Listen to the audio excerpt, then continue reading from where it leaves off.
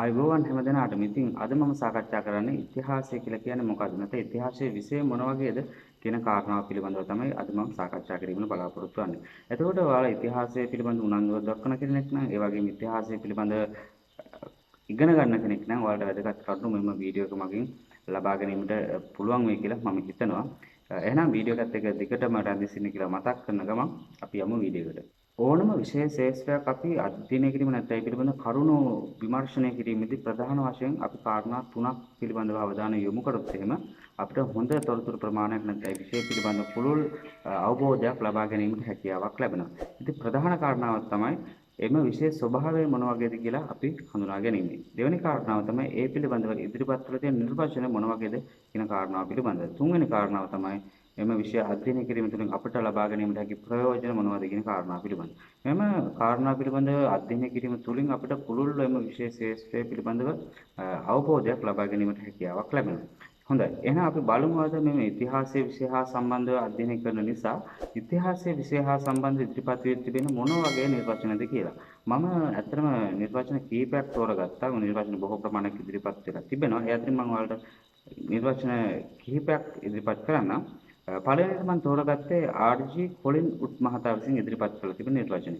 ඔහු සඳහන් කරන්නේ ඉතිහාසය කියලා කියන්නේ මිනිසා පිළිබඳව කරන ලබන අධ්‍යයනයක් කියලා. මම දෙවෙනියට තෝරගත්තේ ක්‍රිස් හර්ස්ටන් මහතා ඉදිරිපත් කළ නිර්වචන. විශේෂයෙන්ම ඉතිහාසය කියන නැත්නම් හිස්ටරි කියන වචනය ග්‍රීක භාෂාවෙන් බිඳී ආපු වචනයක්. එතකොට එම වචනේ තේරුම වන්නේ විමර්ශනය කියලා කිය අදහස.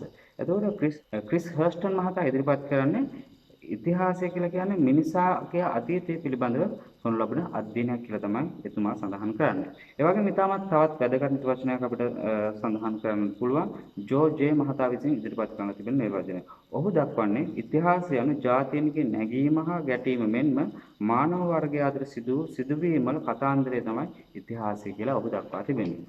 මෙම අර්ථකථන දෙස අවධානය යොමු කිරීම තුළින් අපිට පැහැදිලි වන කාරණාවක් තමයි ඉතිහාසය කියලා කියන්නේ මිනිස්සුන් අතර ආරම්භයේ ඉඳන් නූතනයේ දක්වා මිනිසා පිළිබඳව කරන ලබන අධ්‍යයනයක් තමයි මේ ඉතිහාසයේ විෂය තුළින් සිදු කරන්නේ.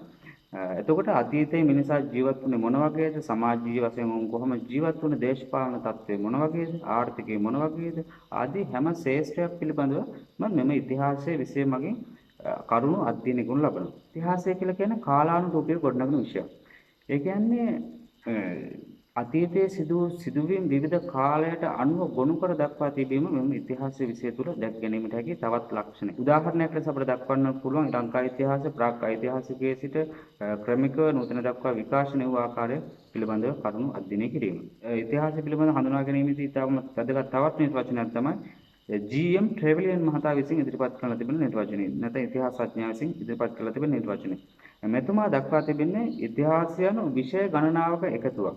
ඒ අනුව ඔහු දක්වනවා ඉතිහාසය කියලා කියන්නේ විෂයන් සියල්ල අඩංගු ගෘහයක් නැත්නම් නිවසක් බව වගේ දෙයක් තමයි මේ ඉතිහාසය කියලා කියන්නේ. ඒ කියන්නේ භූගෝල විද්‍යාව, සමාජ විද්‍යාව, දේශපාලන විද්‍යාව, ආර්ථික විද්‍යාව ආදී විවිධ විෂයන් ශාස්ත්‍රයන් තුළ ඉතිහාසය පිළිබඳ තොරතුරු අඩංගු වෙන නැත්නම් අන්තර්ගත වෙනවා කියලා මොහු දක්වනවා.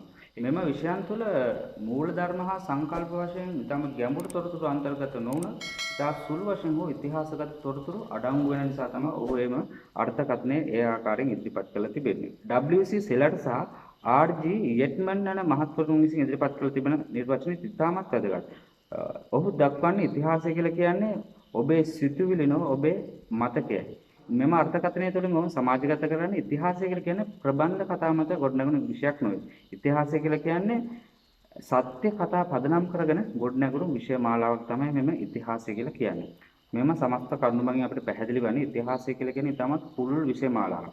අතීතයේ මිනිසා ජීවත් වූ ආකාරය, ඔවුන් ක්‍රියා කරපු ආකාරය, ඔවුන් කළ කී දෑ මොන වගේද, ඔවුන්ගේ සමාජ ආර්ථික තොරතුරු මොන වගේද, දේශපාලනික වශයෙන් එකල සමාජයේ පැවති වාතාවරණ මොන වගේද, ආර්ථික වශයෙන් මොන වගේද පැවති ආදී කාරණා පිළිබඳව ඉතාමත් පුළුල් ලෙස අධ්‍යයනය කරන ලබන විෂය මාලාවක් තමයි නැත්නම් විෂයක් තමයි මේ ඉතිහාසය කියලා. වර්තමානයේ ජීවත් වුණාට අතීතයේ තුලින් ක්‍රමිකව විකාශනය වීමේ ප්‍රතිඵලයක් වශයෙන් තමයි අතීතයේ මේ ජනාවාස බිහි වෙන්නේ. ඒ වගේම මිනිසාගේ ජීවන පායන් සැකසුනේ අතීතයේ සිට ක්‍රමානුකූල විකාශනය වීමේ ප්‍රතිඵලයක් වශයෙන්. ඒතර අතීතයේ නොදියුණු සමාජ පසුබිමක් තුළ මිනිසා මොන වගේද ජීවත් වුනේ, ඔවුන්ගේ ආර්ථිකය මොන වගේද, ඔවුන් ආහාර පාන සපයාගත්තේ කොහොමද, ආදී හැම තොරතුරක්ම පිළිබඳව මෙම විෂය තුලින් කරුණු අධ්‍යයනය කරනු ලබනවා. ඒ නිසා ඉතිහාසය කියලා කියන්නේ ඉතාමත් වැදගත් වේම හැම කෙනෙක්ම දැනගත යුතු විෂයක් ලෙස තමයි මම දකින්නේ. මෙම සමස්ත කරුණු මගින් අපිට පැහැදිලි වන්නේ ඉතිහාසය කියලා කියන්නේ ඉතාමත් පුළුල් විෂය මාලාවක්. කියන්නේ මිනිසා අතීතයේ සිදු කළ සිදුවීම් මොන වගේද, ඔවුන්ගේ සමාජ පසුබිම් මොන වගේද, ඔවුන්ගේ දේශපාලනික ආර්ථික ආදී විවිධ ශ්‍රේෂ්ඨයන් මොන වගේද, ඔව්ව පදනම් වුණේ මොන ආකාරයෙන්ද කියන කාරණා පිළිබඳ ඉතාමත් ගැඹුරින් අන්තර්ගත වෙන විෂය ශ්‍රේෂ්ඨයක් තමයි මේ ඉතිහාසය කියලා කියන්නේ. හොඳයි. එහෙනම් අදට මම වීඩියෝ එකෙන් සමුගන යනවා. වීඩියෝ එක හොඳ නම් ලයික් කරන්න, කමෙන්ට් කරන්න, ෂෙයා කරන්න කියලා මතක් කරනවා. ඒ වගේම අපි ඉදිරියේදී බලාපොරොත්තු වෙනවා ඉතිහාසය අධ්‍යයනය කිරීම තුළින් අපට ලැබෙන ප්‍රයෝජන මොන වගේද කියන කාරණා පිළිබඳව අපි තමත් පුළුල් ලෙස කරුණු සාකච්ඡා කරන්න. එහෙනම් ඔයාලා හැම දිනාටම සුබ දවසක්.